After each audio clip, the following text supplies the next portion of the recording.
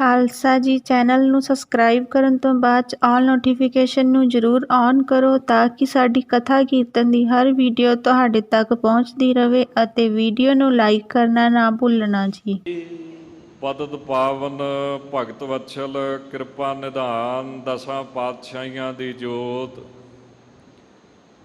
ਚਵਰ ਛਤਰ ਤਖਤ ਦੇ ਮਾਲਕ ਸਾਹਿਬ ਸ੍ਰੀ ਗੁਰੂ ਗ੍ਰੰਥ ਸਾਹਿਬ ਜੀ ਮਹਾਰਾਜ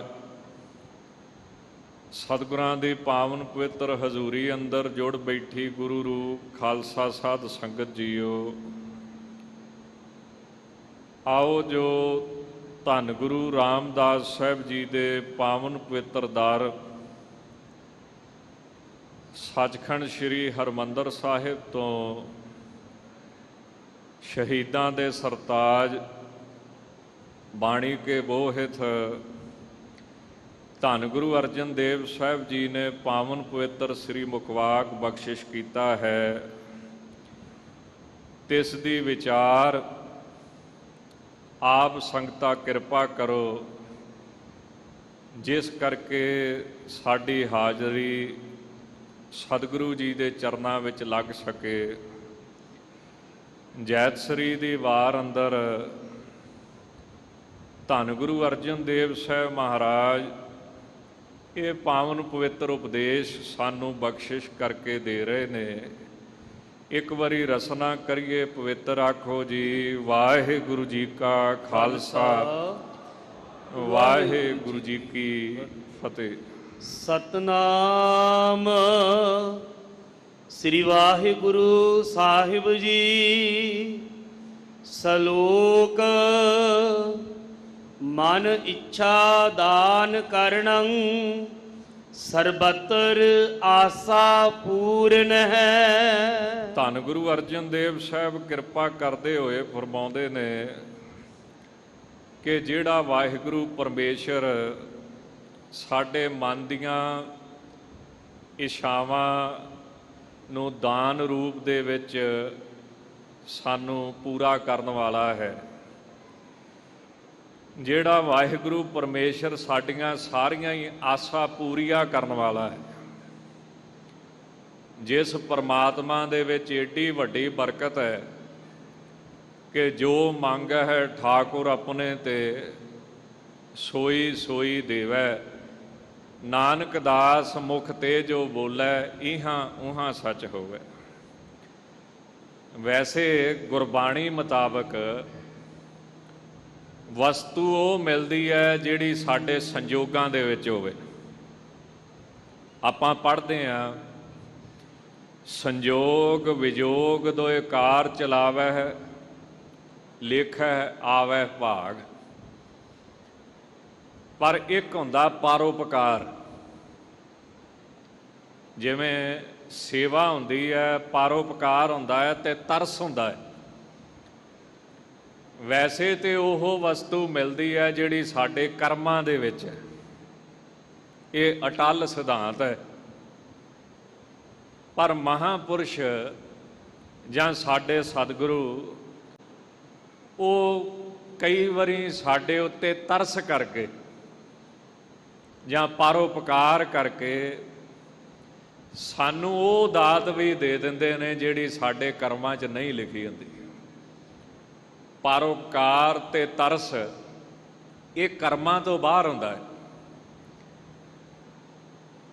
ਤਾਂ ਮਹਾਰਾਜ ਜੀ ਕਹਿੰਦੇ ਨੇ ਕਿ ਉਹ ਪਰਮੇਸ਼ਰ ਤਰਸ ਕਰਕੇ ਕਿਰਪਾ ਕਰਕੇ ਜਦੋਂ ਅਸੀਂ ਉਹਦੇ ਅੱਗੇ ਅਰਦਾਸ ਬੇਨਤੀ ਕਰਦੇ ਹਾਂ ਤਾਂ ਸਾਡੇ ਮਨ ਦੀ ਇੱਛਾ ਮੁਤਾਬਕ ਉਹ ਦਾਨ ਕਰਦਾ ਹੈ ਤੇ ਸਾਡੀਆਂ ਸਾਰੀਆਂ ਆਸਾਂ ਪੂਰੀਆਂ ਕਰ ਦਿੰਦਾ ਹੈ। ਖੰਡਨੰ ਕਲ ਕਲੇਸਹਿ ਪ੍ਰਭ ਸਿਮਰ ਨਾਨਕ ਨਹਿ ਦੂਰ ਨਹਿ। ਫਿਰ ਉਸ ਪਰਮੇਸ਼ਰ ਦੇ ਵਿੱਚ ਕਿੱਡਾ ਵੱਡਾ ਗੁਣ ਹੈ ਕਿ ਉਹ ਕਲ ਝਗੜਾ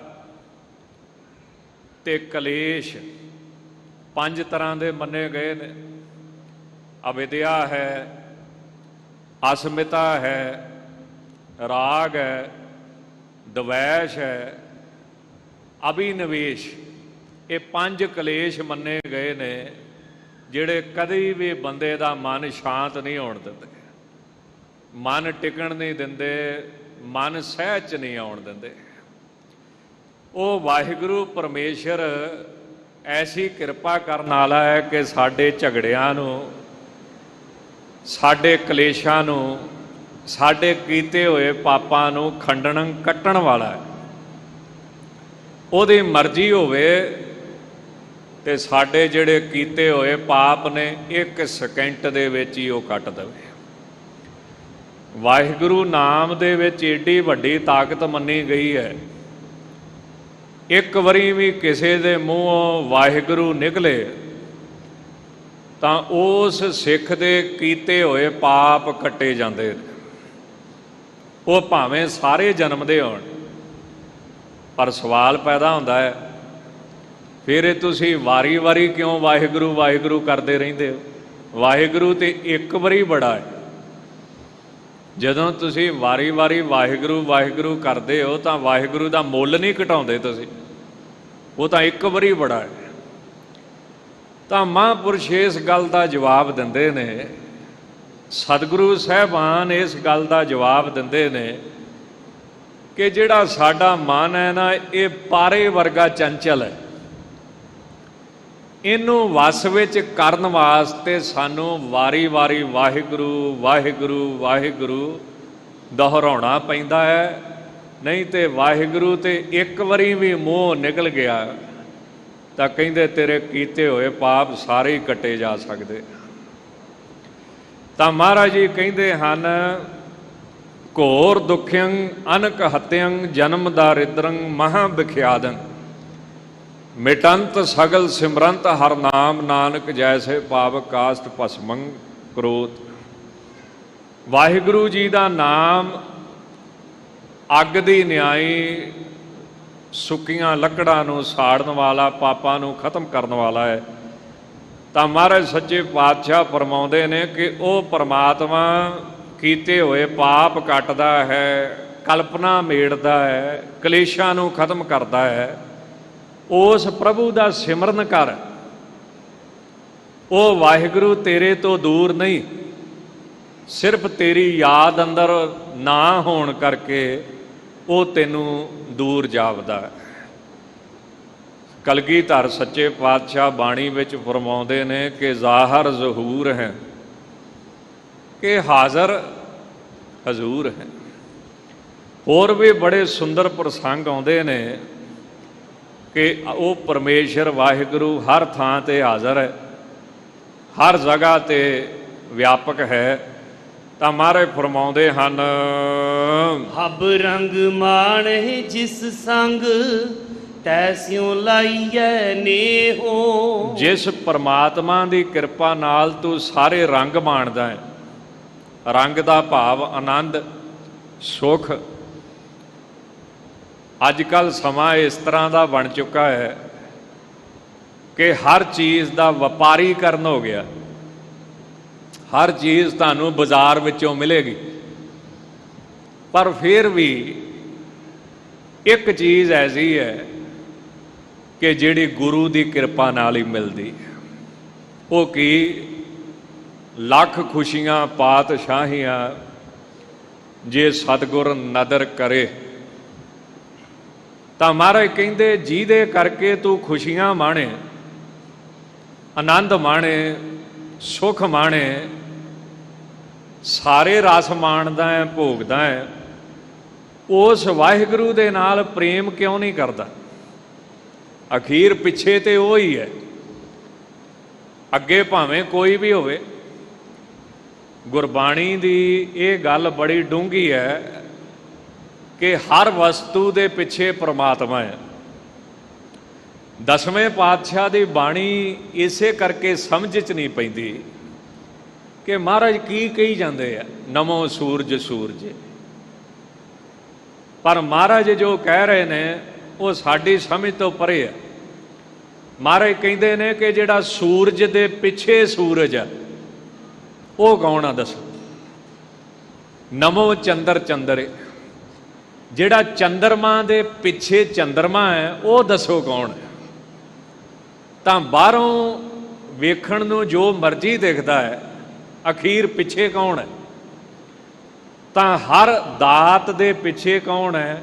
ਵਾਹਿਗੁਰੂ ਪਰਮੇਸ਼ਰ। ਤਾਂ ਮਹਾਰਾਜ ਕਹਿੰਦੇ ਜਿਹਦੇ ਕਰਕੇ ਤੂੰ ਸਾਰੇ ਆਨੰਦ ਮਾਣਦਾ ਹੈ, ਉਸ ਪਰਮੇਸ਼ਰ ਦੇ ਨਾਲ ਪ੍ਰੇਮ ਕਰ, ਉਹਦਾ ਸਿਮਰਨ ਕਰ, ਉਹਦੇ ਨਾਲ ਪ੍ਰੇਮ ਪਾ ਲੈ। ਸੋ ਸਾਹੋ ਬਿੰਦ ਨਾ ਵਿਸਰੋ, ਨਾਨਕ ਜਿਨ ਸੁੰਦਰ ਰਚਿਆ ਦੇਹੋ। ਉਹ ਸੋ ਮਾਲਕ ਪਤੀ ਪਰਮੇਸ਼ਰ ਬਿੰਦ ਜਿੰਨਾ ਸਮਾਂ ਵੀ ਨਹੀਂ ਭੁੱਲਣਾ ਚਾਹੀਦਾ। ਬਿੰਦ ਕਹਿੰਦੇ ਨੇ ਦੋ ਨਿਮੇਸ਼ਾਂ ਨੂੰ। ਜੇ ਸੌਖੀ ਜੀ ਵਿਆਖਿਆ ਕੀਤੀ ਜਾਵੇ, 2 ਵਾਰੀ ਅੱਖ ਝਮਕੀਏ ਉਹਨੂੰ ਬਿੰਦ ਮੰਨਿਆ ਜਾਂਦਾ ਹੈ। ਐਸਾ ਵਾਹਿਗੁਰੂ ਇੱਕ ਬਿੰਦ ਵੀ ਨਹੀਂ ਭੁੱਲਣਾ ਚਾਹੀਦਾ, ਵਿਸਰਨਾ ਚਾਹੀਦਾ। ਜਿਸ ਵਾਹਿਗੁਰੂ ਨੇ ਏਡਾ ਸੋਹਣਾ ਸਰੀਰ ਸਾਨੂੰ ਬਣਾ ਕੇ ਦਿੱਤਾ ਹੈ। ਸੁਖਮਣੀ ਸਾਹਿਬ ਦਾ ਇੱਥੇ ਸ਼ਬਦ ਬੜਾ ਸੁੰਦਰ ਢੁਕਦਾ ਹੈ। ਰਮਈਆ ਕੇ ਗੁਣ ਚੇਤ ਪੁਰਾਨੀ, ਕਮਨ ਮੂਲ ਤੇ ਕਮਨ ਦ੍ਰਿਸ਼ਟਾਨੇ। ਇਸ ਬੰਦੇ ਦਾ ਮੁੱਢ ਕੀ ਹੈ? ਇਹਦਾ ਜਨਮ ਦੇਖੋ ਕਿੱਥੋਂ ਹੁੰਦਾ ਹੈ। ਇਹਦਾ ਜਿਹੜਾ ਮੂਲ ਹੈ ਉਹ ਬਹੁਤਾ ਸੁੰਦਰ ਨਹੀਂ। ਮਹਾਰਾਜ ਕਹਿੰਦੇ ਨੇ ਇਸ ਪਾਨੀ ਤੇ ਜਿਨ ਤੂੰ ਘਰਿਆ, ਮਾਟੀ ਕਾਲੇ ਦੇਹਰਾ ਕਰਿਆ। ਉਗਤ ਜੋਤ ਲੈ ਸੁਰਤ ਪ੍ਰੀਖਿਆ, ਮਾਤ ਗਰਭ ਮਹਿ ਜਿਨ ਤੂੰ ਰਾਖਿਆ। ਰਾਖਣ ਹਾਰ ਸਮਾਰ ਜਨਾ, ਸਗਲੇ ਛੋੜ ਵਿਚਾਰ ਮਨਾ। ਤਾਂ ਜਿਸ ਵਾਹਿਗੁਰੂ ਨੇ ਏਡਾ ਸੋਹਣਾ ਸਰੀਰ ਬਣਾਇਆ ਹੈ, ਜੇ ਅੱਖਾਂ ਨਾ ਲੱਗੀਆਂ ਹੁੰਦੀਆਂ ਕਿੱਦਾਂ ਦਾ ਲੱਗਣਾ ਸੀ?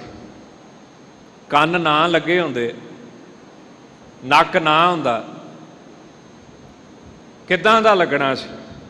ਤਾਂ ਜਿਸ ਵਾਹਿਗੁਰੂ ਨੇ ਏਡਾ ਸੋਹਣਾ ਸਰੀਰ ਦਿੱਤਾ ਹੈ, ਉਹਦਾ ਸ਼ੁਕਰ ਕਰ। ਵੈਸੇ ਬੰਦੇ ਦਾ ਸੁਭਾਅ ਹੈ ਕਿ ਜਿੰਨਾ ਚਿਰ ਬੰਦੇ ਕੋਲੇ ਵਸਤੂ ਹੋਵੇ ਇਹਨੂੰ ਉਹਦਾ ਮੁੱਲ ਨਹੀਂ ਪਤਾ ਹੁੰਦਾ। ਜਦੋਂ ਬੰਦੇ ਕੋਲੋਂ ਵਸਤੂ ਚਲੇ ਜਾਂਦੀ ਫਿਰ ਇਹਨੂੰ ਉਹਦਾ ਮੁੱਲ ਚੇਤੇ ਆਉਂਦਾ। ਉਦਾਹਰਣ ਦੇ ਤੌਰ ਤੇ ਤੰਦਰੁਸਤੀ, ਇਹਦਾ ਕੋਈ ਸ਼ੁਕਰ ਨਹੀਂ ਕਰਦਾ।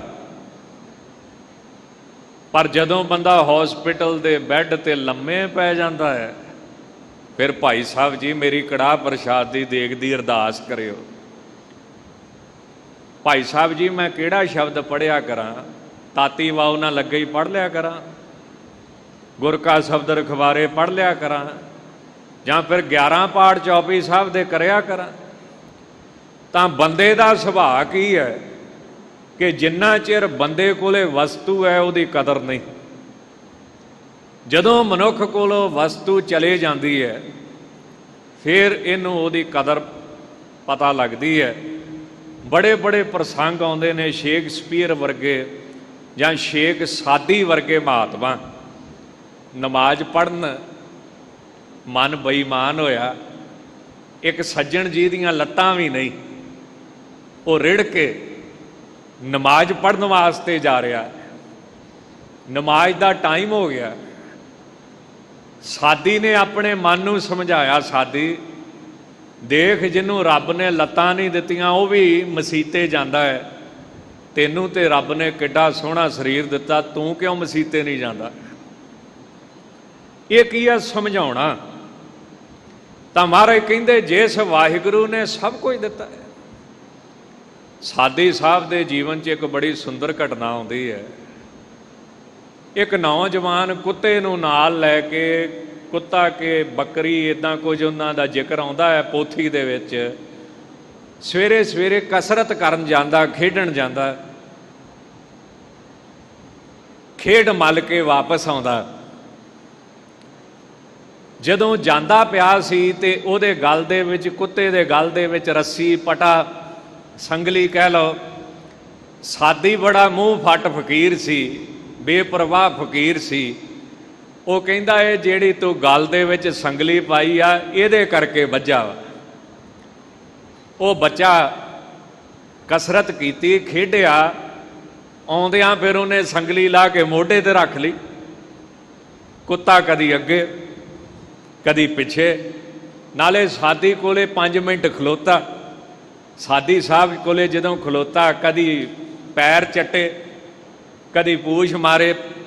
ਉਹ ਨੌਜਵਾਨ ਸ਼ੇਖ ਸਾਦੀ ਸਾਹਿਬ ਨੂੰ ਕੀ ਕਹਿੰਦਾ? ਕਹਿੰਦਾ ਇਹ ਸੰਗਲੀ ਦਾ ਨਹੀਂ ਵੱਜਾ, ਇਹ ਰੱਸੀ ਦਾ ਨਹੀਂ ਵੱਜਾ, ਜਿਹੜੀਆਂ ਬੁਰਕੀਆਂ ਮੈਂ ਇਹਦੇ ਮੂੰਹ 'ਚ ਪਾਉਂਦਾ ਰਿਹਾ ਵਾਂ ਇਹ ਉਹਨਾਂ ਪਰਉਪਕਾਰਾਂ ਦਾ ਵੱਜਾ। ਇਹਨੂੰ ਸੰਗਲੀ ਦੀ ਲੋੜ ਨਹੀਂ। ਸਾਦੀ ਬੜਾ ਸਾਧੂ ਲੋਕ ਸੀ, ਮਹਾਤਮਾ ਸੀ। ਉਹਨੇ ਆਪਣੇ ਮਨ ਨੂੰ ਸਮਝਾਇਆ, ਕਿਉਂ ਸਮਝਾਉਣਾ ਤੇ ਆਪਣੇ ਮਨ ਨੂੰ ਹੈ। ਸਿੱਖਿਆ ਕਿਤੋਂ ਵੀ ਮਿਲ ਜੇ ਤਾਂ ਉਹਨੇ ਆਪਣੇ ਮਨ ਨੂੰ ਸਮਝਾਇਆ ਕਿ ਦੇਖ ਸਾਦੀ, ਇੱਕ ਕੁੱਤੇ ਨੂੰ 2 ਬੁਰਕੀਆਂ ਪਾ ਦਈਏ ਤੇ ਉਹ ਪੈਰ ਚੱਟਦਾ ਫਿਰਦਾ, ਅੱਗੇ ਪਿੱਛੇ ਪੂਛ ਮਾਰਦਾ ਫਿਰਦਾ ਹੈ। ਗੁੱਸਾ ਨਾ ਕਰਿਓ, ਵਾਹਿਗੁਰੂ ਨੇ ਤੈਨੂੰ ਕਿੰਨੀਆਂ ਕੁ ਬੁਰਕੀਆਂ ਪਾਈਆਂ ਨੇ, ਰੱਬ ਨੇ ਤੈਨੂੰ ਕਿੰਨਾ ਕੁ ਕੁਝ ਦਿੱਤਾ ਹੈ, ਤੇ ਫਿਰ ਵੀ ਰੱਬ ਦੇ ਨਾਲ ਨਾਰਾਜ਼, ਫਿਰ ਵੀ ਬੰਦਗੀ ਦੇ ਵਿੱਚ ਬੇਪਰਵਾਹੀ ਕਥਾ। ਤਾਂ ਮਹਾਰਾਜ ਬੜਾ ਸੁੰਦਰ ਸਮਝਾਉਂਦੇ ਨੇ ਕਿ ਜੋ ਵੀ ਦਿੱਤਾ ਹੈ ਅੱਗਿਓਂ ਦੇਖਣ ਨੂੰ ਕੁਝ ਹੋਰ ਲੱਗਦਾ, ਪਿੱਛੇ ਤੇ ਪ੍ਰਮਾਤਮਾ ਹੀ ਹੈ ਸਭ। ਇਸ ਕਰਕੇ ਰਮਈਆ ਕੇ ਗੁਣ ਚੇਤ ਪੁਰਾਨੀ, ਕਮਨ ਮੂਲ ਤੇ ਕਮਨ ਦ੍ਰਿਸ਼ਟਾਨੀ, ਜਿਨੇ ਤੇਰੇ ਉੱਤੇ ਏਡੀ ਵੱਡੀ ਕਿਰਪਾ ਕੀਤੀ ਹੈ। ਪੌੜੀ ਜੀਉ ਪ੍ਰਾਨ ਤਨ ਧਨ ਦੀਆ, ਦੀਨੇ ਰਸ ਭੋਗ। ਜਿਸ ਵਾਹਿਗੁਰੂ ਨੇ ਜੀਓ ਆਤਮਾ ਇਸ ਸਰੀਰ ਦੇ ਵਿੱਚ ਪਾਈ, ਫਿਰ ਕੱਲੀ ਆਤਮਾ ਨਾਲ ਵੀ ਕੰਮ ਨਹੀਂ ਚੱਲਦਾ, ਪ੍ਰਾਣ ਸਵਾਸ ਵੀ ਇਸ ਸਰੀਰ ਦੇ ਵਿੱਚ ਪਾਏ। ਫਿਰ ਤਨ, ਬਾਹਰਲਾ ਸਰੀਰ, ਸਥੂਲ ਸਰੀਰ ਜਿਹੜਾ ਦਿਖਣ ਦੇ ਵਿੱਚ ਆਉਂਦਾ ਹੈ, ਜਿਹਦੇ ਨਾਲ ਅਸੀਂ ਦੁੱਖ ਸੁੱਖ ਭੋਗਦੇ, ਜਿਹਦੇ ਨਾਲ ਅਸੀਂ ਸਭ ਕੁਝ ਕਰਦੇ ਹਾਂ, ਸਥੂਲ ਸਰੀਰ ਦਿੱਤਾ, ਧਨ ਪੈਸਾ ਦਿੱਤਾ, ਔਰ ਪਦਾਰਥਾਂ ਦੇ ਰਸ ਭੋਗਣ ਵਾਸਤੇ ਜਿਸ ਵਾਹਿਗੁਰੂ ਪਰਮੇਸ਼ਰ ਜੀ ਨੇ ਇਸ ਨੂੰ ਦਿੱਤੇ। ਗ੍ਰਹਿ ਮੰਦਰ ਰਥ ਆਸ ਦੀਏ, ਰਚ ਭਲੇ ਸੰਜੋਗ। ਗ੍ਰਹਿ ਤੇ ਮੰਦਰ, ਪੱਕੇ ਘਰ, ਕੱਚੇ ਘਰ, ਜਾਂ ਮਹਿਲ ਮਾੜੀਆਂ ਜਾਂ ਮਕਾਨ ਜਿਸ ਵਾਹਿਗੁਰੂ ਨੇ ਦਿੱਤੇ, ਰਥ ਦਿੱਤੇ, ਹਾਥੀ ਘੋੜੇ ਦਿੱਤੇ, ਚੜ੍ਹਨ ਵਾਸਤੇ ਸਵਾਰੀਆਂ ਦਿੱਤੀਆਂ, ਔਰ ਭਲੇ ਸੰਜੋਗ ਰਚੇ। ਭਲੇ ਸੰਜੋਗ ਕੀ, ਚੰਗੀ ਘਰ ਵਾਲੀ ਦਿੱਤੀ, ਚੰਗਾ ਮਾਤਾ ਪਿਤਾ ਦਿੱਤਾ। ਭਲੇ ਸੰਜੋਗ ਕੀ, ਚੰਗੇ ਬੱਚੇ ਦਿੱਤੇ ਜਿਹੜੇ ਤੇਰੀ ਸੇਵਾ ਕਰ ਸਕਣ। ਸੁਖਮਣੀ ਸਾਹਿਬ ਦੀ ਇਹ ਅਸ਼ਟਪਦੀ ਦਾ ਇਹ ਸ਼ਬਦ ਇੱਕ ਹਿਸਾਬ ਨਾਲ ਟਰਾਂਸਲੇਸ਼ਨ ਹੀ ਹੈ ਸਾਰਾ। ਮਹਾਰਾਜ ਕਹਿੰਦੇ ਜਦੋਂ ਤੂੰ ਬੱਚਾ ਸੀ ਉਦੋਂ ਰੱਬ ਨੇ ਦੁੱਧ ਬਣਾ ਕੇ ਭੇਜਿਆ, ਜਦੋਂ ਤੂੰ ਨੌਜਵਾਨ ਹੋਇਆ ਉਦੋਂ ਰੱਬ ਨੇ ਭੋਜਨ ਦਿੱਤੇ, ਅੱਜ ਜੇ ਤੂੰ ਬੁੱਢਾ ਹੋ ਗਿਆ ਹੈ ਤੇ ਫਿਕਰ ਨਾ ਕਰ, ਪਰਮਾਤਮਾ ਨੇ ਸੱਜਣ ਦਿੱਤੇ ਨੇ, ਸਾਕ ਦਿੱਤੇ ਨੇ, ਜਿਹੜੇ ਤੇਰੇ ਮੂੰਹ ਦੇ ਵਿੱਚ ਬੁਰਕੀਆਂ ਪਾਉਣਗੇ, ਜਿਹੜੇ ਤੇਰੇ ਮੂੰਹ ਦੇ ਵਿੱਚ ਪਾਣੀ ਪਾਉਣਗੇ। ਹੁਣ ਇਹ ਸਾਰਾ ਸ਼ਬਦ ਬੜਾ ਸੁੰਦਰ ਸੁਖਮਣੀ ਸਾਹਿਬ 'ਚ ਮਹਾਰਾਜ ਜੀ ਨੇ ਅੰਕਿਤ ਕੀਤਾ ਹੈ। ਤਾਂ ਮਹਾਰਾਜ ਕੀ ਫਰਮਾਉਂਦੇ ਨੇ, ਜਿੰਤੂ ਸਾਜ ਸਵਾਰ ਸਿਗਾਰਿਆ, ਗਰਭ ਅਗਨ ਮੈਂ ਜਿਨਹਿ ਉਬਾਰਿਆ, ਬਾਰ ਬਵਿਸਥਾ ਤੁਝਹਿ ਪਿਆਰੇ ਦੂਧ, ਭਰ ਜੋਬਨ ਭੋਜਨ ਸੁਖ ਸੂਦ। ਬਿਰਧ ਭਇਆ ਊਪਰ ਸਾਗ ਸੈਨ, ਮੁਖ ਅਪਿਆਓ ਬੈਠ ਕੋ ਦੇਨ।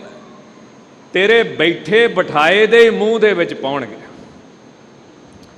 ਵੈਸੇ एक सज्जन ने ना गुरबाणी ते किंतु कीता सी भी ये काहदी सुखमणी आ। ਇਹਦੇ ਵਿੱਚ लिखिया जिन्हें तेनों ठंडा पानी पीण नूं दिता ਉਹਦਾ ਧੰਨਵਾਦ कर। ये कोई गल है भी जिन्हें ठंडा पानी पीण नूं दिता है। जे प्रसाद पीवै शीतल जला, जिन्हें तेनों ठंडा पानी पीण नूं दिता ਉਹਦਾ ਧੰਨਵਾਦ कर। ਜਾਂ ਗੁਰਬਾਣੀ ਦੇ ਵਿੱਚ ਆਉਂਦਾ ਜਿਨ ਦੀਆ ਤੁਧ ਪਵਨ ਅਮੋਲਾ, जिस वाहिगुरु ने तेनों मुल तो रहत हवा दी ਉਹਦਾ ਧੰਨਵਾਦ कर। ये किदां दी बाणी है। पर अज तुसी देखो, अज जदों करोना वायरस आया साह लैना ही बीमारी बन गई। हुण साह तो बिना असीं जिंदगी नहीं कट सकते, साह तो बिना साडी मौत है। पर की करिए, साह लईए तो साह दे नाल ही बीमारी जानी है। साह लैना ही मौत बन चुकी है, साह लैना ही बीमारी बन चुकी है। महाराज की कहते ने, जिन दिया तुद पवन अमोला, जिन दिया तुद नीर निर्मोला। जिस वाहिगुरु ने मुल तो रहत तेनों पानी दिता, उसकी कदर क्यों नहीं करता, उसका शुक्र क्यों नहीं करता। तो भले संजोग मैंने चंगे माता पिता दिते ने, चंगे बच्चे दिते ने, जां होर पदार्थां दे संजोग, पदवियां दे संजोग दिते, जिस करके तेनों पदार्थ प्राप्त होंदे ने, पदवी प्राप्त होंदी। मुहम्मद साहब दे जीवन की एक गाथा चेते आ गई। हज़रत मुहम्मद साहब दी जिहड़ी सब तो छोटी घर वाली सी ना, बीबी फातिमा, जिन्हों इस्लाम दी मां दा रुतबा भी ये मोमना दी मां है। उन्हें मुहम्मद साहब नूं पुछया कि औरत उत्ते सब तो वध हक किहदा है। तां मुहम्मद साहब कहंदे, विआह तो पहला प्यो दा, मैंने परिवार दा, ते विआह तो बाद उहदे घर वाले दा। बीबी बड़ी सियाणी सी, वो मुहम्मद साहब नूं एक टिकाणे ते लियाउणा चाहुंदी सी, एक थां ते लिजाउणा चाहुंदी सी। विचार करके उन्हें आख्या, मर ये गल करन तो बाद ना भी औरत उत्ते किहदा हक है, ते फिर कुदरती सवाल पैदा होंदा, मर्द उत्ते किहदा हक है। उहदे मन की इच्छा सी कि मुहम्मद साहब हुण ओह गल कहणगे। मुहम्मद साहब कहंदे, विआह तो पहला मां दा हक है। बीबी जी खुश हो गए भी विआह तो बाद मेरा हक है। पर मुहम्मद साहब ने जिहड़ा जवाब दिता, बीबी नाराज हो गई, इस्लाम दी मां नाराज हो गई। मुहम्मद साहब कहंदे, विआह तो बाद भी मां दा हक है। नाराज हो गई। कहंदी, फिर किन्ना हक है। कहंदे, जे मैं नमाज अदा करदा हां। देखो, इस्लाम धर्म कई गल्लां विच साडे तो बहुत अगे, भावें कि सिख धर्म सारे धर्मां नालों उच्चा है जिहड़े इहदे गुण ने, पर कई गल्लां च बड़ा अगे। जिवें नमाज अदा करनी, नमाज दा टाइम होया, दुकानां बंद, नमाज दा टाइम होया तो अगलियां ने एयरपोर्टां उत्ते भी कमरे बनाए हैं जिथे बह के नमाज पढ़ो। साडा कोई सिख है, अमृतसर साहब किड्डा वड्डा बाजार है, कोई विरले सिख होणगे, रहरा साहब का टाइम होया तो चलो भाई हाजरी भरो। वो नमाज नहीं अपनी छड्डदे, भावें मरदे होण, भावें जंग लगी होवे, भावें कुछ भी होवे।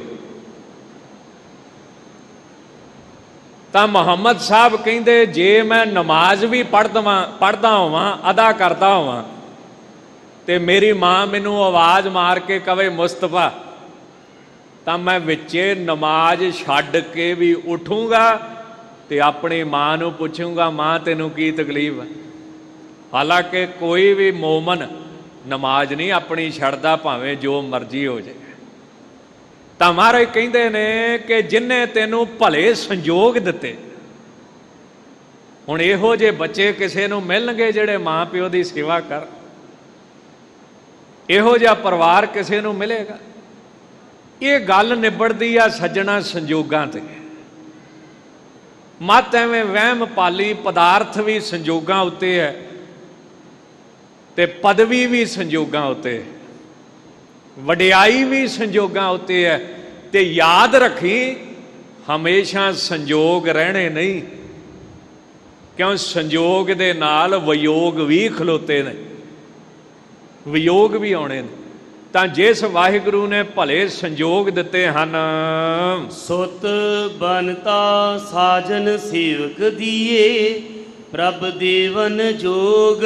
ਜਿਸ ਵਾਹਿਗੁਰੂ ਨੇ ਪੁੱਤਰ ਦਿੱਤਾ ਹੈ, ਬਨਤਾ ਘਰ ਵਾਲੀ ਦਿੱਤੀ ਹੈ, ਸੱਜਣ ਦਿੱਤੇ ਨੇ, ਸੇਵਾਦਾਰ ਦਿੱਤੇ ਨੇ, ਦੇਵਨ ਯੋਗ ਪ੍ਰਭੂ ਨੇ ਇਹ ਸਭ ਕੁਝ ਤੈਨੂੰ ਦਿੱਤਾ ਹੈ। ਹਰ ਸਿਮਰਤ ਤਨ ਮਨ ਹਰਿਆ, ਲਹਿ ਜਾਹੇ ਵਿਜੋਗ। ਐਸੇ ਵਾਹਿਗੁਰੂ ਦਾ ਤੂੰ ਸਿਮਰਨ ਕਿਉਂ ਨਹੀਂ ਕਰਦਾ? ਜੇ ਐਸੇ ਵਾਹਿਗੁਰੂ ਦਾ ਸਿਮਰਨ ਕਰੇ ਤਾਂ ਤੇਰਾ ਮਨ ਤਨ ਹਰਿਆ ਰਿਹਾ ਕਰੇ, ਖਿੜਿਆ ਰਿਹਾ ਕਰੇ, ਆਨੰਦ ਵਿੱਚ ਰਿਹਾ ਕਰੇ।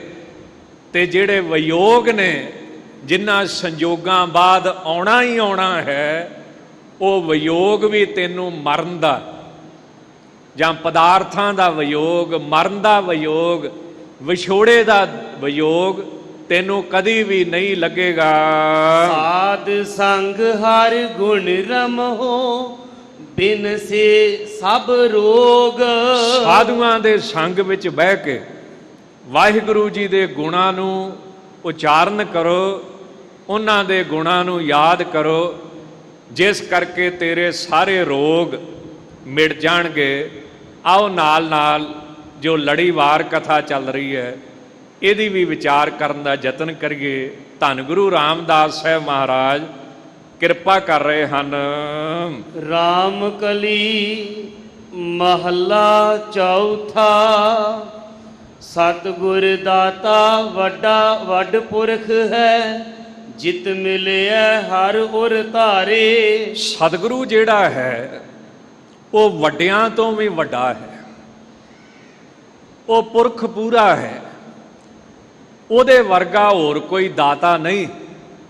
ਸਤਿਗੁਰੂ ਦੇ ਨਾਲ ਮਿਲਣ ਕਰਕੇ ਸਭ ਤੋਂ ਵੱਡੀ ਦਾਤ ਕੀ ਪ੍ਰਾਪਤ ਹੁੰਦੀ ਹੈ ਕਿ ਵਾਹਿਗੁਰੂ ਜੀ ਦਾ ਨਾਮ ਸਾਡੇ ਹਿਰਦੇ ਦੇ ਵਿੱਚ ਵਸ ਜਾਂਦਾ ਹੈ। ਵੈਸੇ ਧਾਰਮਿਕ ਗ੍ਰੰਥਾਂ ਵਿੱਚ, ਉਪਨਿਸ਼ਦਾਂ 'ਚ ਇਹ ਗੱਲ ਆਉਂਦੀ ਹੈ। ਕਿਸੇ ਸੱਜਣ ਨੇ ਸਵਾਲ ਕੀਤਾ ਵੀ ਭਗਵਾਨ ਦੇ ਦਰਸ਼ਨ ਹੋ ਸਕਦੇ, ਰੱਬ ਦੇ ਦਰਸ਼ਨ ਹੋ ਸਕਦੇ? ਉਹ ਕਹਿੰਦੇ ਹੋ ਸਕਦੇ, ਪਰ ਜਾਪ ਬਹੁਤ ਕਰਨਾ ਪੈਂਦਾ ਹੈ। ਕਹਿੰਦੇ ਕਿੰਨਾ ਕੁ? ਕਹਿੰਦੇ ਜੇ 36 ਅੱਖਰ ਹੋਣ ਨਾ ਮੰਤਰ ਦੇ, 36 ਅੱਖਰ ਮੰਨ ਲਓ ਮੂਲ ਮੰਤਰ ਹੀ ਹੈ, ਉਹਦਾ ਕੋਈ ਸੱਜਣ 3.5 ਕਰੋੜ ਜਾਪ ਕਰੇ, ਹੋ ਸਕਦੇ ਆ? ਕਹਿੰਦੇ ਕਿਉਂ ਨਹੀਂ ਹੋ ਸਕਦਾ? ਜੇ ਮੰਤਰ ਛੋਟਾ ਹੋਵੇ, ਜਿਵੇਂ ਵਾਹਿਗੁਰੂ ਗੁਰ ਮੰਤਰ ਹੈ ਜਾਂ ਰਾਮ ਹੈ, ਹਿੰਦੂ ਧਰਮ ਦਾ ਰਾਮ ਨਾਮ ਹੈ, ਮੁਸਲਮਾਨ ਅੱਲਾਹੂ ਅੱਲਾਹੂ ਕਰੀ ਜਾਂਦੇ ਆ, ਤਾਂ ਕਹਿੰਦੇ 13 ਕਰੋੜ ਉਹਦਾ ਚੌਂਕੜਾ ਮਾਰ ਕੇ ਜਾਪ ਕਰ ਕਿਉਂ ਨਾ ਹੋਣਗੇ? ਚਲੋ ਇਹ ਗੱਲ ਵੱਖਰੀ ਹੈ, ਉਹ ਮਾਲਕ ਦੀ ਮਰਜ਼ੀ ਹੈ, ਸਤਿਗੁਰੂ ਦੀ ਮਰਜ਼ੀ ਹੈ। ਇਹ ਗੱਲ ਹੈ ਪ੍ਰੇਮ ਪਾਉਣ ਦੀ ਤੇ ਮਨ ਨੂੰ ਇਕਾਗਰ ਕਰਦੀ। ਗੁਰੂ ਸਾਹਿਬ ਕਿਰਪਾ ਕਰਨ ਤੇ ਭਾਵੇਂ 1 ਸਕਿੰਟ 'ਚ ਹੀ ਕਿਰਪਾ ਕਰ ਦੇਣ, ਇਹ ਤਾਂ ਮਾਲਕ ਦੀ ਮਰਜ਼ੀ ਹੈ। ਤਾਂ ਸਤਿਗੁਰੂ ਸਭ ਤੋਂ ਵੱਡਾ ਦਾਤਾ ਕਿਉਂ ਹੈ?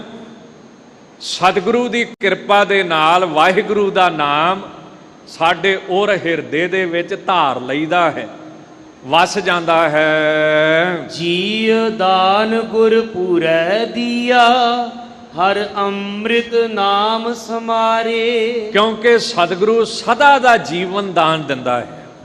ਸਤਿਗੁਰੂ ਐਸੀ ਪਦਵੀ ਦਿੰਦਾ ਹੈ, ਐਸੀ ਅਵਸਥਾ ਦਿੰਦਾ ਜਿਹਦੇ ਉੱਤੇ ਮੌਤ ਦਾ ਅਸਰ ਨਹੀਂ, ਜਿਹਦੇ ਉੱਤੇ ਦੁੱਖ ਦਾ ਅਸਰ ਨਹੀਂ, ਜਿਹਦੇ ਉੱਤੇ ਬਿਮਾਰੀਆਂ ਦਾ ਅਸਰ ਨਹੀਂ, ਜਿਹਦੇ ਉੱਤੇ ਬੁਢੇਪੇ ਦਾ ਅਸਰ ਨਹੀਂ। ਨਾਨਕ ਬੱਧਾ ਘਰ ਤਹਾਂ, ਜਿੱਥੇ ਮਿਰਤ ਨਾ ਜਨਮ ਜਰਾ। ਐਸੀ ਅਵਸਥਾ ਦਿੰਦਾ ਹੈ, ਸਦਾ ਜੀਵਨ ਦੀ ਅਵਸਥਾ। ਤਾਂ ਸਤਿਗੁਰੂ ਦਾਨ ਰੂਪ ਦੇ ਵਿੱਚ ਦਿੰਦੇ ਨੇ ਪੂਰੇ ਗੁਰੂ। पर मिलती किनू है? किरपा किहदे ते हुंदी है? जिहड़ा अमृत रूपी नाम नूं संभालदा है, जिहड़ा अमृत रूपी नाम नूं जपदा है। राम गुर हरि हर नाम कंठ तारे। हे भाई, गुरु दी किरपा सदका वाहिगुरू जी दे नाम नूं अपने कंठ हिरदे दे विच धारना कर, मन बाणी करके इनू धार लै। गुरमुख कथा सुनी मन भाई, धन धन वड भाग हमारे। जदों असी गुरमुखां पासों नाम दी महिमा दी, सतगुरु दी महिमा दी, सत संगत दी महिमा दी कथा सुनी तां साडे मन नूं भा गई। साडे भाग जिहड़े ने ਉਹ मन बाणी करके बहुते वड्डे ने, क्योंकि सानू गुरु दी कथा सुनन नूं चंगी लगदी है। रहाओ विश्राम दे के सच्चे पातशाह फरमाउंदे हन, कोट कोट ते तीस ते आवहे, ताका अंत ना पावहे पारे। करोड़ां देवते ने जिन्हां दी गिणती 33 कोट आउंदी है।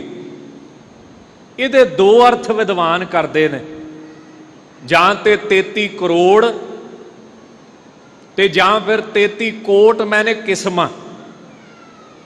मुख देवते 33 ने, 33 तरह दे, जिन्हों आपां कह दिंदे भी किस्मां 33 तरह दे। कोट शब्द दे दो अर्थ हुंदे ने, जां 33 करोड़ जां फिर 33 किस्मां दे मुख देवते। ये करोड़ां ही विधियां दे नाल 33 करोड़ देवते करोड़ां ही विधियां दे नाल वाहिगुरू जी नूं ध्याउंदे ने।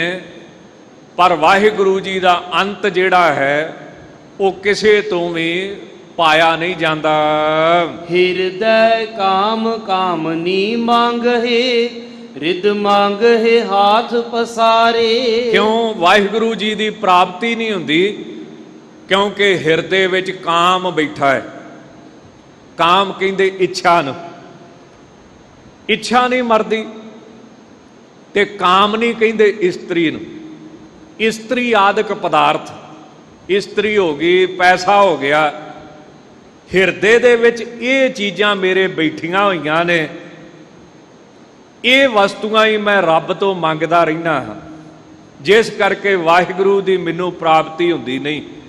हिरदय काम कामनी मंग है, हर मंग है हाथ, रिद मंग है हाथ पसारे। ते रिद्धियां सिद्धियां दी दात ही वाहिगुरू तो मंगदे रहिंदे ने कि हे वाहिगुरू सानू शक्तियां दे, सानू ताकतां दे। इस करके देवतियां नूं भी परमात्मा की प्राप्ति नहीं हुंदी। हर जस जप जप वड्डा वडेरा, गुरमुख रखो और तारे। हे भाई, गुरमुख जिहड़े मुखी गुरु ने, उन्हां दे उपदेश नूं हिरदे विच धार के रख की कि वाहिगुरू जी सब तो वड्डे वडेरे ने, ते उन्हां दे हरी जस नूं जपिया कर, उन्हां दी उस्तत करिया कर, उन्हां दी उस्तत करन दी दात मंग कि सच्चे पातशाह मेरे ते कृपा करो कि मैं आप जी दा जाप जप सकां, मन करके, बाणी करके, शरीर करके। एक बड़े वड्डे अरब दे बादशाह होए ने इब्राहिम बिन आदम। बादशाही भोगदियां किते किते मन दे विच वराग आउणा ते अरदास करनी कि हे खुदा मेरे ते कृपा कर, मैं तेरी भगती करां, बंदगी करां। जदों रोज करन लगे तां अरदास वाहिगुरू ने प्रवान कर लई। वराग पैदा करने वास्ते रात नूं एक सुपना दिखाया ਇਹ ਬਾਦਸ਼ਾਹ ਆਪਣੇ ਮਹਿਲਾਂ 'ਚ ਸੁੱਤਾ ਹੈ। ਸੁਪਨੇ ਦੇ ਵਿੱਚ ਕਿਸੇ ਸੱਜਣ ਦਾ ਊਠ ਗਵਾਚ ਗਿਆ। ਉਹ ਸੱਜਣ ਊਠ ਲੱਭਣ ਵਾਸਤੇ ਇਹਦੇ ਮਹਿਲਾਂ ਵਿੱਚ ਤੁਰਿਆ ਫਿਰਦਾ ਹੈ। ਇਹਨੇ ਸੁਪਨੇ ਵਿੱਚ ਆਖਿਆ, ਕੀ ਲੱਭਦਾ ਹੈ? ਕਹਿੰਦਾ, ਮੇਰਾ ਊਠ ਗਵਾਚ ਗਿਆ ਸੀ ਤੇ ਤੇਰੇ ਮਹਿਲ ਦੇ ਵਿੱਚ ਲੱਭਦਾ। ਇਹ ਸੁਪਨੇ ਵਿੱਚ ਖਿੜਖੜਾ ਕੇ ਹੱਸ ਪਿਆ। ਕਹਿੰਦਾ, ਊਠਾਂ ਦਾ ਮਹਿਲਾਂ ਦੇ ਵਿੱਚ ਕੀ ਕੰਮ, ਬਾਹਰ ਜਾ ਕੇ ਲੱਭ। ਉਹਨੇ ਸੁਪਨੇ ਵਿੱਚ ਹੀ ਇਹਦੇ ਥਾਪੀ ਦੇ ਕੇ ਨਾ ਪਿੱਠ ਤੇ ਆਖਿਆ, ਖੁਦਾ ਦਾ ਰਾਜਿਆਂ ਦੇ ਮਹਿਲਾਂ ਵਿੱਚ ਕੀ ਕੰਮ, ਬਾਹਰ ਜਾ ਕੇ ਲੱਭ। ਮੈਂ ਬੜਾ ਹੈਰਾਨ ਹੁੰਦਾ ਵਾਂ ਵੀ ਆਪਾਂ ਬੱਚਿਆਂ ਨੂੰ ਕਿੱਡੇ ਵੱਡੇ ਸਕੂਲਾਂ ਵਿੱਚ ਪੜ੍ਹਾਉਂਦੇ ਹਾਂ, ਕਿੰਨੇ ਪੈਸੇ ਖਰਚਦੇ, ਪਰ ਵੋਟਾਂ ਤੇ ਫੇਰ ਅਨਪੜ੍ਹ ਮੰਤਰੀਆਂ ਨੂੰ ਹੀ ਪਾਉਣਾ ਆ। ਆਖੋ ਸਤਨਾਮ ਸ੍ਰੀ, ਉਹਨਾਂ ਨੂੰ ਹੀ ਪਾਉਣੀਆਂ ਨਾ, ਜਿੰਨੇ ਮਰਜ਼ੀ ਪੜ੍ਹਾ ਲਓ। ਤਾਂ ਉਹ ਕਹਿੰਦਾ, ਜੇ ਊਠ ਦਾ ਮਹਿਲ 'ਚ ਕੋਈ ਕੰਮ ਨਹੀਂ ਨਾ, ਵੈਸੇ ਇੱਕ ਦ੍ਰਿਸ਼ਟਾਂਤ ਆ, ਤਾਂ ਖੁਦਾ ਦਾ ਤੇਰੇ ਮਹਿਲਾਂ 'ਚ ਕੀ ਕੰਮ, ਬਾਹਰ ਜਾ ਕੇ ਲੱਭ। ਪਰ ਬਾਦਸ਼ਾਹੀ ਛੱਡਣੀ ਸੌਖੀ ਪਈ ਆ ਕਿਤੇ? ਇਹ ਕੁਰਸੀ ਛੱਡਣੀ ਸੌਖੀ ਪਈ ਆ ਕਿਤੇ? ਇਹ ਕੋਈ ਛੱਡ ਕੇ ਰਾਜੀ ਆ? ਸੇਵਾਦਾਰ ਰਿਟਾਇਰ ਹੁੰਦੇ ਨੇ, ਵੱਡੇ ਜਿਹੜੇ ਪ੍ਰਧਾਨ ਹੁੰਦੇ, ਮੁਖੀ ਹੁੰਦੇ, ਇਹ ਨਹੀਂ ਕਦੀ ਰਿਟਾਇਰ ਹੁੰਦੇ। ਗ੍ਰੰਥੀ ਸਿੰਘ ਹੀ ਰਿਟਾਇਰ ਕੀਤੇ ਜਾਂਦੇ ਨੇ। ਤਾਂ ਉਹ ਕਹਿਣ ਲੱਗਾ, ਹੁਣ ਬਾਦਸ਼ਾਹੀ ਕਚਹਿਰੀ ਲਾ ਕੇ ਬੈਠਾ, ਮੰਤਰੀ ਸੰਤਰੀ ਲਾਗੇ ਬੈਠੇ, ਸਲੂਟ ਵੱਜਣ, ਨਮਸਕਾਰਾਂ ਹੋਣ। ਕਹਿੰਦਾ, ਛੱਡ ਖਹਿੜਾ, ਬੰਦਗੀ 'ਚ ਕੀ ਰੱਖਿਆ, ਆਹ ਸਵਾਦ ਲੱਭਣੇ ਤੈਨੂੰ ਕਿਤੇ। ਖੁਦਾ ਨੇ ਆਖਿਆ ਵੀ ਇਹਨੂੰ ਅਜੇ ਰਾਤੀ ਇੱਕ ਉਦਾਹਰਣ ਦਿੱਤੀ ਹੈ ਤੇ ਕੋਈ ਅਸਰ ਨਹੀਂ। ਖੁਦਾ ਫਕੀਰ ਬਣ ਕੇ ਆਇਆ। ਇਹ ਤੋਂ ਅੱਗੇ ਤੁਸੀਂ ਸਾਖੀ ਸੁਣੀ ਆ, ਉਹ ਫਕੀਰ ਬਣ ਕੇ ਆਇਆ ਤੇ ਆਣ ਕੇ ਉਹਨੇ ਆਪਣਾ ਝੋਲਾ ਰੱਖਿਆ, ਸਮਾਨ ਰੱਖਿਆ, ਸਭ ਕੁਝ। ਇਹਨੇ ਨੌਕਰਾਂ ਨੂੰ ਸੈਨਤ ਅੱਖੀ ਕੀਤੀ ਵੀ ਆ ਸਾਧ ਕਿਧਰ ਮੂੰਹ ਚੁੱਕ ਕੇ ਤੁਰਿਆ ਆਉਂਦਾ। ਖੁਦਾ ਨੇ ਝੋਲਾ ਰੱਖਿਆ, ਝੋਲੇ ਨੂੰ ਸਿਰ ਥੱਲੇ ਰੱਖਿਆ, ਲਾਤੇ ਲੱਤ ਰੱਖੀ ਤੇ ਲੰਮੇ ਪੈ ਗਏ। ਨੌਕਰਾਂ ਨੇ ਪੁੱਛਿਆ, ਮਹਾਰਾਜ ਤੁਸੀਂ ਕੀ ਕਰਦੇ ਪਏ ਹੋ? ਕਹਿੰਦੇ, ਮੈਂ ਆਰਾਮ ਕਰਦਾ ਪਿਆ ਵਾਂ, ਮੈਂ ਇੱਥੇ ਇੱਕ ਰਾਤ ਕੱਟਣੀ ਹੈ। ਉਹ ਕਹਿੰਦੇ, ਇਹ ਰਾਜੇ ਦਾ ਮਹਿਲ ਹੈ, ਇਹ ਰਾਜੇ ਦਾ ਦਰਬਾਰ ਹੈ, ਇਹ ਕੋਈ ਸਰਾਂ ਨਹੀਂ। ਉਹ ਕਹਿੰਦਾ, ਇਹ ਸਰਾਂ ਨਹੀਂ ਤੇ ਹੋਰ ਕੀ ਹੈ? ਅਖੀਰ ਤੁਸੀਂ ਅੱਗੇ ਜਾਣਦੇ ਹੋ, ਸਾਖੀ ਬੜੀ ਲੰਮੀ, ਸਮਾਂ ਇਜਾਜ਼ਤ ਨਹੀਂ ਦਿੰਦਾ। ਆਪਸ ਵਿੱਚ ਬਹਿਸਬਾਜ਼ੀ ਹੋਈ, ਸਵਾਲ ਉੱਤਰ ਹੋਏ। ਇਹ ਇਬਰਾਹਿਮ ਬਿਨ ਆਦਮ ਜਿਹੜਾ ਬਾਦਸ਼ਾਹ ਸੀ, ਇਹਨੂੰ ਫਿਰ ਫਕੀਰ ਨੇ ਆਖਿਆ, ਤੇਰੇ ਤੋਂ ਪਹਿਲਾਂ ਇੱਥੇ ਕੌਣ ਰਹਿੰਦਾ ਸੀ? ਕਹਿੰਦਾ, ਮੇਰਾ ਪਿਤਾ, ਉਹ ਤੋਂ ਪਹਿਲਾਂ ਪਿਤਾ, ਮਾਂ, ਦਾਦਾ, ਪੜਦਾਦਾ। ਅੱਛਾ, ਤੇਰੇ ਮਰਨ ਤੋਂ ਬਾਅਦ ਇਹਦੇ ਕੌਣ ਰਵੇਗਾ? ਮੇਰੇ ਬੱਚੇ, ਉਹਨਾਂ ਤੋਂ ਬਾਅਦ ਉਹਨਾਂ ਦੇ ਬੱਚੇ। ਤਾਂ ਕਹਿੰਦੇ, ਫਿਰ ਸਾਰੇ ਟਾਈਮ ਪਾਸ ਹੀ ਕਰਦੇ ਆ, ਸਰਾਈਆਂ, ਹੋਰ ਕੀ ਆ? ਰਹਿਣਾ ਤੇ ਇੱਥੇ ਕਿਸੇ ਨੇ ਨਹੀਂ, ਆਪਣਾ ਟਾਈਮ ਪਾਸ ਕਰਨਾ। ਫਿਰ ਇਬਰਾਹਿਮ ਬਿਨ ਆਦਮ ਨੂੰ ਵਿਰਾਗ ਹੋਇਆ ਤੇ ਫਿਰ ਉਹਨੇ ਭਗਤੀ ਕੀਤੀ, ਸਮੁੰਦਰ ਦੇ ਕੰਢੇ ਤੇ ਗਿਆ। ਇੱਕ ਗੱਲ ਹੋਰ ਨਵੀਂ ਹੈ, ਉਹ ਬੇਨਤੀ ਕਰਕੇ ਫਿਰ ਅੱਗੇ ਤੁਰਾ। ਬਾਕੀ ਤਾਂ ਤੁਸੀਂ ਕਥਾ ਸੁਣੀ ਆ ਉਹਦੀ। ਇੱਕ ਗੱਲ ਨਵੀਂ ਹੈ, ਜਦੋਂ ਸਮੁੰਦਰ ਦੇ ਕੰਢੇ ਬੰਦਗੀ ਕਰਨ ਲੱਗਾ, ਉੱਥੇ ਇੱਕ ਫਕੀਰ ਪਹਿਲਾਂ ਹੀ ਬੰਦਗੀ ਕਰਦਾ ਸੀ। ਖੁਦਾ ਉਹਦੇ ਵਾਸਤੇ ਰੋਟੀ ਭੇਜਦਾ ਸੀ ਇੱਕ ਟਾਈਮ, 24 ਘੰਟਿਆਂ 'ਚੋਂ ਇੱਕ ਟਾਈਮ ਰੋਟੀ ਦਿੰਦਾ ਸੀ ਉਹਨੂੰ। ਉਹ ਕਿਸੇ ਬਹਾਨੇ ਆਵੇ, ਸਮੁੰਦਰ ਦੇ ਕੰਢੇ ਪਹੁੰਚਦੀ ਸੀ ਜੀ, ਕਿਸੇ ਬਹਾਨੇ ਪਹੁੰਚੇ, ਉਹ ਪਹੁੰਚਦੀ ਸੀ। ਜਦੋਂ ਇਬਰਾਹਿਮ ਬਿਨ ਆਦਮ ਭਗਤੀ ਕਰਨ ਲੱਗਾ,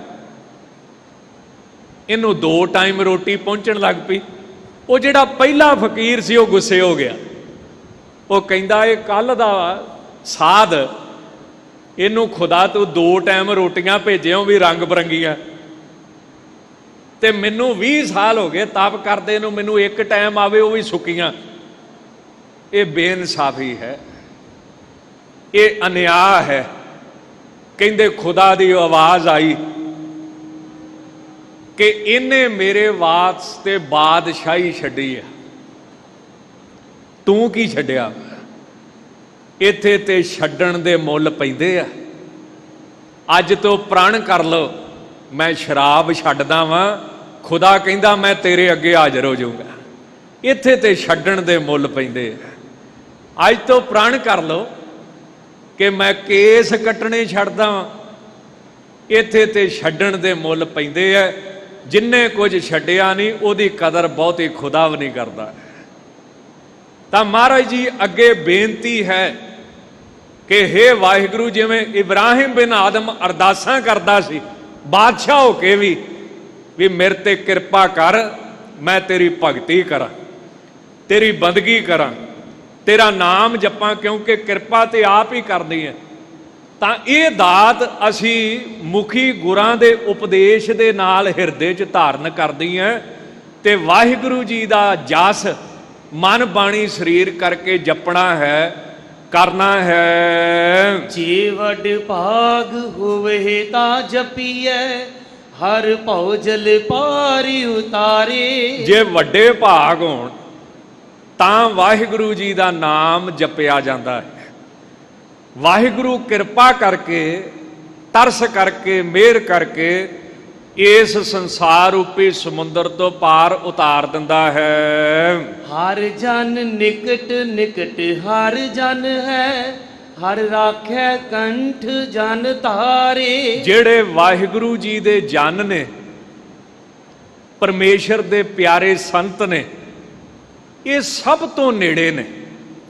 ਕੁਰਾਨ ਸ਼ਰੀਫ ਦੇ ਮੁਤਾਬਕ 4 ਸੱਜਣ ਰੱਬ ਦੇ ਸਭ ਤੋਂ ਨੇੜੇ। ਪਹਿਲਾ ਔਲੀਆ, ਦੂਜਾ ਸ਼ਾਹਿਦਾ, ਜਿਹਨੂੰ ਆਪਾਂ ਸ਼ਹੀਦ ਕਹਿ ਦਿੰਦੇ, ਇਹ ਰੱਬ ਦੇ ਬਹੁਤ ਨੇੜੇ। ਤੀਸਰਾ ਪਰਮੇਸ਼ਰ ਦਾ ਪਿਆਰਾ ਨੇਕ ਸੱਜਣ, ਜਿਹਨੂੰ ਸਾਲੀਨ ਕਹਿ ਦਿੰਦੇ ਹਨ, ਸਾਲਹੀਨ, ਨੇਕ ਸੱਜਣ, ਪਰਉਪਕਾਰੀ। ਤੇ ਚੌਥਾ ਕੌਣ ਹੋਇਆ? ਸਿੱਦਕੀ, ਸਿਦਕਵਾਨ। ਇਹ 4 ਕੁਰਾਨ ਸ਼ਰੀਫ ਦੇ ਮੁਤਾਬਕ ਸਭ ਤੋਂ ਨੇੜੇ ਰੱਬ ਦੇ। ਪਹਿਲਾ ਹੈ ਔਲੀਆ, ਜਿਹਨੂੰ ਨਬੀ ਕਹਿ ਦਿੰਦੇ ਨਾ, ਨਬੀ ਰੱਬ ਦਾ ਪਿਆਰਾ। ਧੰਨ ਧੰਨ ਧੰਨ ਜਨ ਆਇਆ, ਜਿਸ ਪ੍ਰਸਾਦ ਸਭ ਜਗਤ ਤਰਾਇਆ। ਇਹ ਸਭ ਤੋਂ ਨੇੜੇ। ਦੂਜਾ ਸ਼ਹੀਦ, ਸਭ ਤੋਂ ਨੇੜੇ। ਤੀਸਰਾ ਸਿਦਕੀ, ਜਿਹੜਾ ਸਿਦਕ ਵਾਲਾ ਹੈ, ਉਹ ਨੇੜੇ ਹੈ।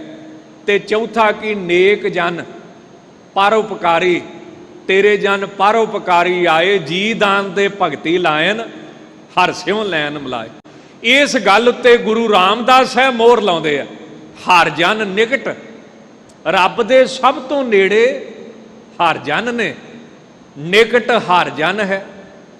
ਜਦੋਂ ਤੁਸੀਂ ਹਰੀ ਜਨਾਂ ਦੀ ਸੰਗਤ ਕਰੋਗੇ ਤਾਂ ਫਿਰ ਤੁਸੀਂ ਵੀ ਰੱਬ ਦੇ ਨੇੜੇ ਹੋ ਜਾਓਗੇ, ਤੁਸੀਂ ਵੀ ਪ੍ਰਮਾਤਮਾ ਦੇ ਨੇੜੇ ਹੋ ਜਾਓਗੇ। ਸ਼੍ਰੀਮਾਨ ਸੰਤ ਅਤਰ ਸਿੰਘ ਜੀ ਮਸਤੂ ਆਣੇ ਵਾਲੇ, ਉਹਨਾਂ ਨੇ ਜਿਹੜੇ ਗ੍ਰੰਥੀ ਸਿੰਘ ਸੀ ਨਾ, ਸੰਤ ਭਾਈ ਜੋਧ ਸਿੰਘ ਜੀ, ਸ਼੍ਰੀਮਾਨ ਸੰਤ ਭਾਈ ਜੋਧ ਸਿੰਘ ਜੀ, ਆਰਮੀ ਦੇ ਵਿੱਚ ਇੱਕ ਗ੍ਰੰਥੀ ਸੀ। ਦੇਖੋ ਗ੍ਰੰਥੀ ਦਾ ਜੀਵਨ ਕਿੱਡਾ ਉੱਚਾ ਸੱਚਾ ਹੁੰਦਾ। ਗਿਆਨੀ ਸੰਤ ਸਿੰਘ ਜੀ ਹਰਮੰਦਰ ਸਾਹਿਬ ਦੇ ਗ੍ਰੰਥੀ ਸੀ, ਜਿਨ੍ਹਾਂ ਨੇ ਮਹਾਰਾਜਾ ਰਣਜੀਤ ਸਿੰਘ ਨੂੰ ਕੀ ਆਖਿਆ? ਸੋਨੇ ਦੀ ਸੇਵਾ ਕਰ। ਅੱਜ ਉਹਨਾਂ ਦੀ ਮੇਰੇ ਖਿਆਲ ਨਾਲ ਬੁੰਗਾ ਖੁਦਾਈ ਚੋਂ ਲੱਭਾ ਨਾ, ਸਾਨੂੰ ਇਤਿਹਾਸਕ ਚੀਜ਼ਾਂ ਸਾਂਭ ਕੇ ਰੱਖਣੀਆਂ ਚਾਹੀਦੀਆਂ। ਉਹ ਟਕਸਾਲ ਦੇ ਵੀ ਮੁਖੀ ਸਨ। ਤਾਂ ਸ਼੍ਰੀਮਾਨ ਗਿਆਨੀ ਭਾਈ ਜੋਧ ਸਿੰਘ ਜੀ ਗ੍ਰੰਥੀ ਸੀ। ਸੰਤ ਅਤਰ ਸਿੰਘ ਜੀ ਨੇ ਆਖਿਆ, ਬਾਬਾ ਜੀ, ਸੰਤ ਅਤਰ ਸਿੰਘ ਕੌਣ ਸਨ? ਸ਼੍ਰੀਮਾਨ ਗ੍ਰੰਥੀ ਭਾਈ ਜੋਧ ਸਿੰਘ ਦੇ ਸੇਵਾਦਾਰ। ਉਹਨਾਂ ਨੂੰ ਪ੍ਰਸ਼ਾਦਾ ਛਕਾਉਣਾ ਬਣਾ ਕੇ ਆਰਮੀ ਦੇ ਵਿੱਚ। ਤਾਂ ਸੰਤ ਅਤਰ ਸਿੰਘ ਜੀ ਨੇ ਵੇਖਿਆ ਵੀ ਭਾਈ ਜੋਧ ਸਿੰਘ ਜਦੋਂ ਨਿਤਨੇਮ ਕਰਦੇ ਆ, 4-4 ਘੰਟੇ ਪਤਾ ਹੀ ਨਹੀਂ ਲੱਗਦਾ ਕਿੱਥੇ ਚਲੇ ਜਾਂਦੇ ਆ। ਆਪਾਂ ਤੇ ਜਦੋਂ ਚੌਂਕੜਾ ਮਾਰ ਕੇ ਬਹਿੰਦੇ ਆ, ਲੱਤਾਂ ਹਿੱਲੀ ਜਾਂਦੀਆਂ ਨੇ, ਖਾਜ ਹੋਈ ਜਾਂਦੀ ਹੈ, ਗਰਮੀ ਲੱਗੀ ਜਾਂਦੀ ਹੈ। ਪਰ ਸ਼੍ਰੀਮਾਨ ਜਦੋਂ ਗ੍ਰੰਥੀ ਭਾਈ ਜੋਧ ਸਿੰਘ ਬਹਿੰਦੇ ਨੇ ਨਾ, ਇਦਾਂ ਜਾਪਦਾ ਜਿੱਦਾਂ ਸਰੀਰ ਵਿੱਚੋਂ ਹੀ ਨਿਕਲ ਕੇ ਚਲੇ ਜਾਂਦੇ। ਹੁਣ ਭੋਲੇ ਭਾਲੇ ਸੰਤ ਅਤਰ ਸਿੰਘ ਜੀ ਤਾਂ ਸੰਤ ਭਾਈ ਅਤਰ ਸਿੰਘ ਜੀ ਜਿਹੜੇ ਮਸਤੂਆਣੇ ਵਾਲੇ ਮਹਾਂਪੁਰਸ਼ ਬ੍ਰਹਮ ਗਿਆਨੀ ਹੋਏ ਨੇ, ਉਹ ਭੋਲੇ ਭਾਵ ਵਿੱਚ ਨੌਜਵਾਨੀ ਉਮਰ, ਕੁਝ ਨਹੀਂ ਪਤਾ, ਸਾਫ ਦਿਲ, ਤੇ ਗ੍ਰੰਥੀ ਭਾਈ ਜੋਧ ਸਿੰਘ ਨੂੰ ਕਹਿਣ ਲੱਗੇ, ਬਾਬਾ ਜੀ ਜਦੋਂ ਤੁਸੀਂ ਪਾਠ ਕਰਦੇ ਹੋ ਕਿੱਥੇ ਚਲੇ ਜਾਂਦੇ ਆ? ਉਹ ਕਹਿੰਦੇ ਮੈਂ ਆਪਣੇ ਦੇਸ਼ ਚਲਿਆ ਜਾਣਾ। ਕਹਿੰਦੇ ਫਿਰ ਮੈਨੂੰ ਵੀ ਦੱਸ ਕਿੱਦਾਂ ਜਾਈਦਾ ਹੈ? ਧੰਨ ਸੋ ਦੇਸ਼ ਜਹਾਂ ਤੂੰ ਵਸਿਆ, ਉਹ ਦੇਸ਼ ਫਿਰ ਮੈਨੂੰ ਦੱਸ। ਫਿਰ ਉਹਨਾਂ ਨੇ ਦੱਸਿਆ ਵੀ ਸ਼ਬਦ ਦੇ ਵਿੱਚ ਸੁਰਤ ਨੂੰ ਲੈ ਕਰੋ, ਫਿਰ ਸੁਰਤ ਨੂੰ ਸਾਖੀ ਵਿੱਚ ਲੈ ਕਰੋ, ਹੌਲੀ ਹੌਲੀ ਫਿਰ ਨਾਲ ਅਰਦਾਸਾਂ ਵੀ ਕਰੋ ਵੀ ਮਹਾਰਾਜ ਸਿੱਖਾਂ ਘਰ ਜਨਮ ਦਿੱਤਾ, ਧੰਨਵਾਦ, ਅੰਮ੍ਰਿਤ ਦੀ ਕਿਰਪਾ ਕੀਤੀ, ਬਹੁਤ ਧੰਨਵਾਦ, ਹੁਣ ਕਿਰਪਾ ਕਰੋ ਨਾਮ ਵਿੱਚ ਵੀ ਚਿੱਤ ਮੇਰਾ ਜੁੜ ਜਾਵੇ। ਤਾਂ ਜਦੋਂ ਹਰੀ ਜਨਾਂ ਦੀ ਸੰਗਤ ਕਰਾਂਗੇ ਤਾਂ ਰੱਬ ਦੇ ਨੇੜੇ ਹੋ ਜਾਾਂਗੇ। ਹਰ ਰਾਖੈ ਕੰਠ ਜਨ ਧਾਰੇ, ਤਾਂ ਵਾਹਿਗੁਰੂ ਫਿਰ ਆਪਣੇ ਗਲ ਦੇ ਨਾਲ ਲਾ ਕੇ ਰੱਖੇਗਾ ਸਾਨੂੰ। ਨਾਨਕ ਪਿਤਾ ਮਾਤਾ ਹੈ ਹਰ ਪ੍ਰਭ, ਹਮ ਬਾਰਿਕ ਹਰ ਪ੍ਰਤ ਪਾਰੇ। ਸਤਿਗੁਰੂ ਫਰਮਾਉਂਦੇ ਨੇ ਕਿ ਸਾਡਾ ਪਿਤਾ ਵੀ ਵਾਹਿਗੁਰੂ ਹੈ, ਸਾਡਾ ਇਹ ਮਾਤਾ ਵੀ ਵਾਹਿਗੁਰੂ ਹੈ, ਸਾਡਾ ਸੱਜਣ ਵੀ ਵਾਹਿਗੁਰੂ ਹੈ, ਤੇ ਵਾਹਿਗੁਰੂ ਦਾ ਸਰੂਪ ਧੰਨ ਗੁਰੂ ਅਮਰਦਾਸ ਸਾਹਿਬ ਸਾਨੂੰ ਬੱਚਿਆਂ ਵਾਂਗ ਪਾਲਦੇ ਹਨ। ਇਹ ਪਾਵਨ ਪਵਿੱਤਰ ਉਪਦੇਸ਼ ਲੜੀਵਾਰ ਕਥਾ ਵਿੱਚ ਧੰਨ ਗੁਰੂ ਰਾਮਦਾਸ ਸਾਹਿਬ ਜੀ ਨੇ ਬਖਸ਼ਿਸ਼ ਕੀਤਾ ਹੈ। ਹੋਈਆਂ ਭੁੱਲਾਂ ਚੁੱਕਾਂ ਦੀ ਖਿਮਾ ਜੀ। ਸਮੁੱਚੇ ਰੂਪ ਵਿੱਚ ਹੀ ਸ਼੍ਰੋਮਣੀ ਗੁਰਦੁਆਰਾ ਪ੍ਰਬੰਧਕ ਕਮੇਟੀ ਦੇ ਸਮੂਹ ਸੇਵਾਦਾਰਾਂ ਦਾ ਧੰਨਵਾਦ। ਸ਼੍ਰੀਮਾਨ ਸਿੰਘ ਸਾਹਿਬ ਗਿਆਨੀ ਜਗਤਾਰ ਸਿੰਘ ਜੀ ਮੁੱਖ ਗ੍ਰੰਥੀ, ਤਿਨਾਂ ਦਾ ਧੰਨਵਾਦ। ਦਮਦਮੀ ਟਕਸਾਲ ਦੇ ਮੁਖੀ ਸੰਤ ਗਿਆਨੀ ਹਰਨਾਮ ਸਿੰਘ ਜੀ ਖਾਲਸਾ ਪਿੰਡਰਾਂ ਵਾਲਿਆਂ ਦੀ ਹਾਜ਼ਰੀ ਸੀ, ਉਹਨਾਂ ਮਹਾਂਪੁਰਸ਼ਾਂ ਦਾ ਧੰਨਵਾਦ। ਭੁੱਲ ਚੁੱਕ ਦੀ ਖਿਮਾ ਜੀ। ਹਰ ਜਨ ਨਿਕਟ ਨਿਕਟ ਹੈ ਹਰ ਜਨ, ਹਰ ਰਾਖੈ ਕੰਠ ਜਨ ਧਾਰੇ। ਹਰ ਜਨ ਨਿਕਟ ਨਿਕਟ ਹਰ ਜਨ ਹੈ, ਹਰ ਰਾਖੈ ਕੰਠ ਜਨ ਧਾਰੇ। ਨਾਨਕ ਪਿਤਾ ਮਾਤਾ ਹੈ ਹਰ ਪ੍ਰਭ, ਹਮ ਬਾਰਿਕ ਹਰ ਪ੍ਰਤ ਪਾਰੇ। ਖਾਲਸਾ ਜੀ ਚੈਨਲ ਨੂੰ ਸਬਸਕ੍ਰਾਈਬ ਕਰਨ ਤੋਂ ਬਾਅਦ 'ਚ ਆਲ ਨੋਟੀਫਿਕੇਸ਼ਨ ਨੂੰ ਜ਼ਰੂਰ ਔਨ ਕਰੋ ਤਾਂ ਕਿ ਸਾਡੀ ਕਥਾ ਕੀਰਤਨ ਦੀ ਹਰ ਵੀਡੀਓ ਤੁਹਾਡੇ ਤੱਕ ਪਹੁੰਚਦੀ ਰਹੇ, ਅਤੇ ਵੀਡੀਓ ਨੂੰ ਲਾਈਕ ਕਰਨਾ ਨਾ ਭੁੱਲਣਾ ਜੀ।